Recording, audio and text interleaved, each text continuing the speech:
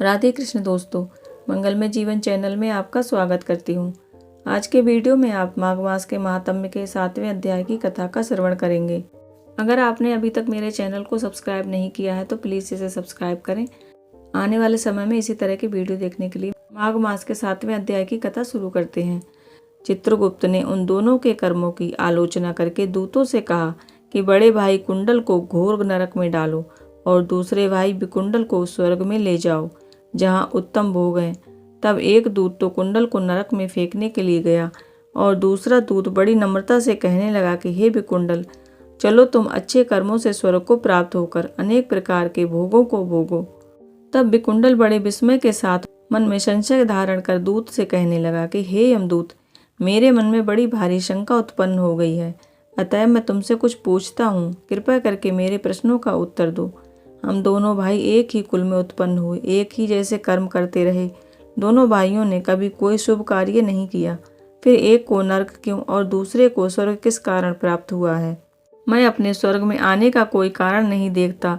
तब यमदूत कहने लगा कि हे विकुंडल, माता पिता, पुत्र पत्नी, भाई बहन सब संबंध जन्म के कारण होते हैं और जन्म कर्म को भोगने के लिए प्राप्त होता है। जिस प्रकार एक वृक्ष पर अनेक पक्षियों का आगमन होता है, उसी तरह इस संसार में पुत्र, भाई, माता, पिता का भी संगम होता है। इसमें से जो जैसे जैसे कर्म करता है वैसे वैसे ही फल भोगता है। तुम्हारा भाई अपने पाप कर्मों से नरक में गया, तुम अपने पुण्य कर्म के कारण स्वर्ग में जा रहे हो।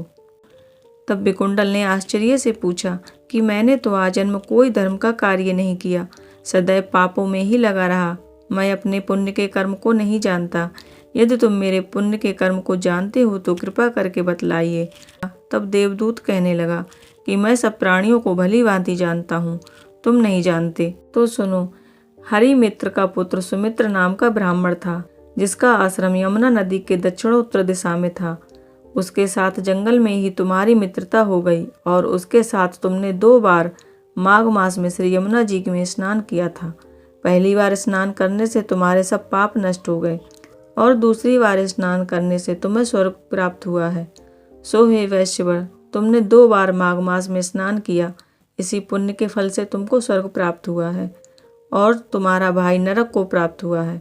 दत्तात्रेय जी कहने लगे। इस प्रकार वह भाई के दुखों से अति दुखित होकर नम्रता पूर्वक मीठे वचनों से दूतों से कहने लगा कि हे दूतों, सज्जन पुरुषों के साथ 7 पग चलने से मित्रता हो जाती है और यह कल्याणकारी होती है। मित्र प्रेम की चिंता न करते हुए तुम मुझको इतना बताने की कृपा करो कि कौन से कर्म से मनुष्य यमलोक को प्राप्त नहीं होता, क्योंकि तुम सर्वज्ञ हो। आज का वीडियो अगर आपको पसंद आया है तो चैनल को सब्सक्राइब करें, लाइक, शेयर एंड कमेंट करें। राधे कृष्ण।